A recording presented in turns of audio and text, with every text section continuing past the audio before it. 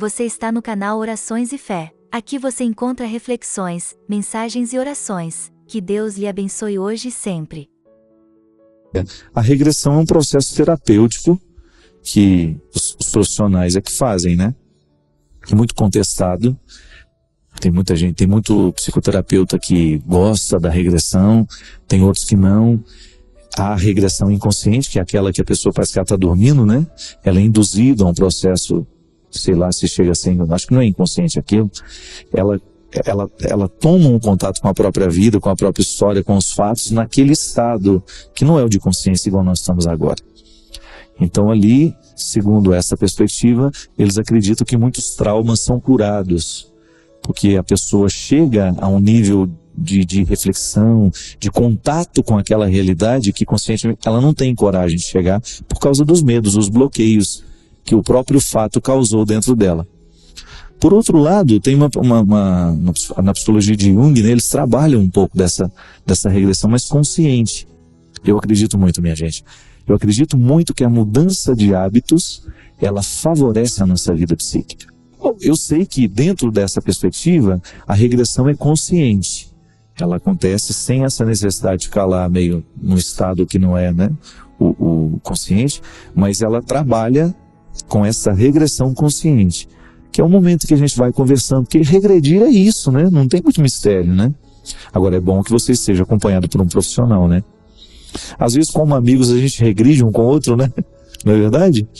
Você começa a contar uma história, daqui a pouco aquela história lhe emociona e você começa a chorar.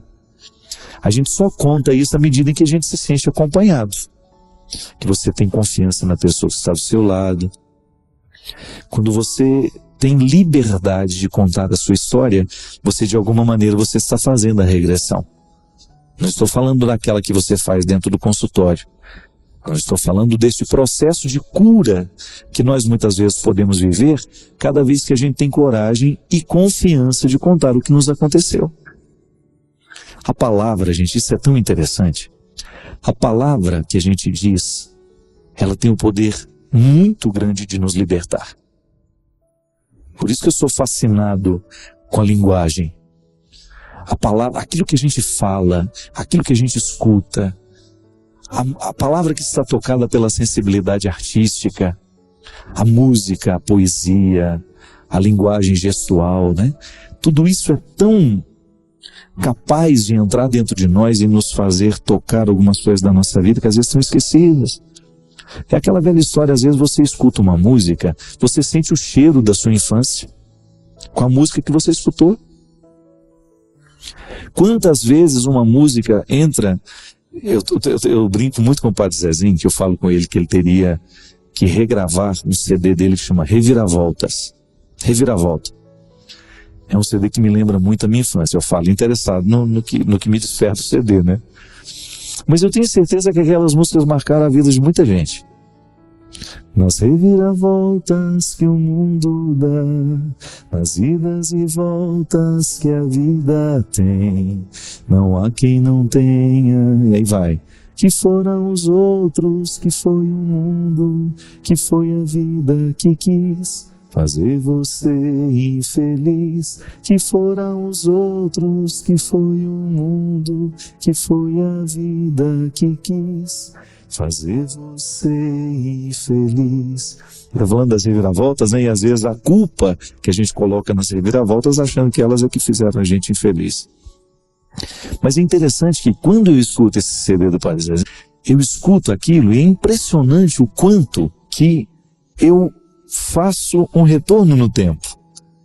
Eu vejo a minha casa, as panelas da minha mãe, o sofá cheio de buraco, o gato escondido dentro do buraco do sofá, papagaio, bala de manga, tudo, né? É impressionante o quanto que aquelas músicas acendem dentro de mim a memória afetiva. Porque isso é muito interessante. É impressionante o quanto que a música nos faz voltar no tempo. E a gente até brincava no início do show, olha, esse show é uma viagem musical. Nós vamos voltar no tempo, nós vamos regredir. Usava o termo da psicologia. Porque quando a gente regride de um jeito certo, quando a gente volta ao acontecimento de um jeito certo, a gente tem a possibilidade de olhar para o passado com os olhos de hoje. A criança sofreu no passado. Quando eu sou capaz hoje de olhar para a minha pobreza, para as minhas restrições e rir de tudo isso, é porque de alguma maneira eu já pude visitar esse tempo e descobrir o valor dele. Mas quantas vezes na minha vida, gente, eu me recordava de alguns acontecimentos que eu vivi dentro da minha casa e sofria terrivelmente com a lembrança. A lembrança me torturava, mas à medida em que eu fui capaz de contar isso aos outros, à medida em que eu fui capaz de contar essa história, eu me lembro, sabe, que tem um fato na minha vida que marcou muito. Eu nunca tinha contado isso para alguém. Eu só tomei coragem de contar quando eu era padre. Eu estava fazendo uma homilia lá em Formiga, na minha cidade, uma missa dia de semana. E eu comecei a falar do quanto que é importante a gente viver a vida como ela é mesmo, sem ter medo de ser quem a gente é. E eu dei exemplo à minha mãe, como eu sempre faço. Quando a gente morava em Piuí, foi um tempo de muita pobreza para nós.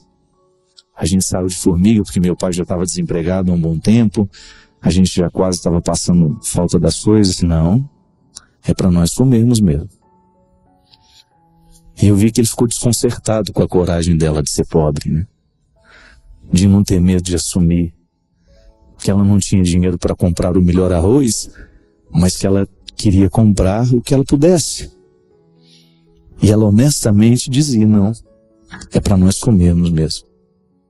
Eu fiquei com uma vergonha danada na hora que ela falou aquilo, né? Eu acho que se fosse eu, não, é para os pobres mesmo.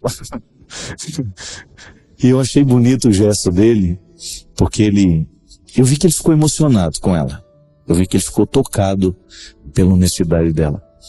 Aí ele colocou os 5 quilos que ela tinha pedido.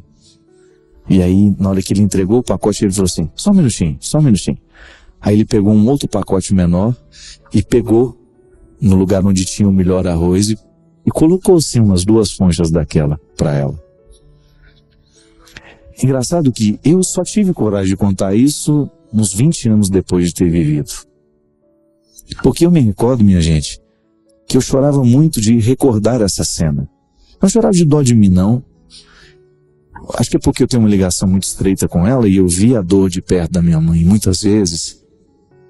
Então hoje, sabe, eu como filho, às vezes eu tenho tanta ânsia de fazer por ela tudo que eu puder fazer na vida, porque é um jeito que eu tenho de, às vezes, de consertar, né? Não sei se isso é possível. Eu não tenho como entrar no coração da minha mãe e curar a infância doída que ela teve, a pobreza extrema.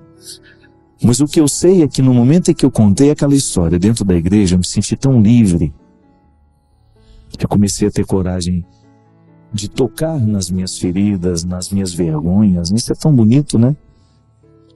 Hoje eu estou longe da pobreza que eu vivia, tenho uma vida de tantas possibilidades e graças a Deus tenho podido fazer pelos que amo aquilo que ninguém pôde fazer por mim. Eu não me importo, não é muito pelo contrário, eu fico felicíssimo, sabe? Quando vejo que hoje eu tenho a possibilidade de ajudar os meus irmãos, tenho possibilidade de ajudar minha mãe, tenho possibilidade de fazer por ela o que de repente ela não teve alguém que fizesse na infância. Mas isso vai corrigindo dentro de nós. Isso é um jeito que você tem de regredir, quando você começa a se encorajar para contar as suas vergonhas. E aí você percebe o quanto que uma vergonha pode nos aprisionar. O quanto que a gente pode perder a oportunidade de ser feliz. Se a gente tem uma mão do nosso lado, nos segurando, nos encorajando, a gente vai longe. Ninguém nos segura, não. Basta a gente estar bem assessorado, bem aconselhado e nós vamos superando. Então, minha filha, às vezes antes de procurar uma ajuda psicoterapeuta, de regressão, de você, quem sabe você aprenda a se reconciliar um pouco com a sua história. A gente ter coragem. Eu fiz parte daquele programa Homenagem ao Artista, né? Que o Raul Gil faz. Aí eu estava, na hora que eu entrei naquele palco que eu sentei naquela poltrona, né? Uma poltrona que já sentou tanto artista importante ali, né? Eu fiquei lembrando, né? Falei, meu Deus, o que eu estou fazendo aqui, né? Lembrar da minha história, lembrar de tudo o que foi a minha vida, o lugar onde eu nasci. Gente, eu não tinha oportunidade nem de estudar. Eu não tinha. É tão bonito isso, né? Você descobrir que num determinado momento da sua vida, você começa a fazer uma leitura da sua história a partir do bom que é agora, mas sem nunca esquecer o que foi até o dia de ontem. Nós não somos por acaso. Isso é regredir de um jeito certo. É você nunca permitir que entre dentro de você alguma arrogância porque você conseguiu alguma coisa na vida. Ou porque você estudou, né? Quantas vezes a gente encontra pessoas ignorantes, né? Arrogantes, porque tem um título de doutorado, ou porque é uma pessoa famosa, ou porque ela teve um reconhecimento do trabalho. E que quanto mais autoridade tem uma pessoa, maior tem que ser a simplicidade dela no trato com as pessoas, no trato com os outros, né? Você viver esse processo bonito de você saber que quando você olha para o seu passado, você sabe valorizar melhor o seu presente. E que olhar para esse passado tem que ser olhar de um jeito honesto. É o que Jesus fazia.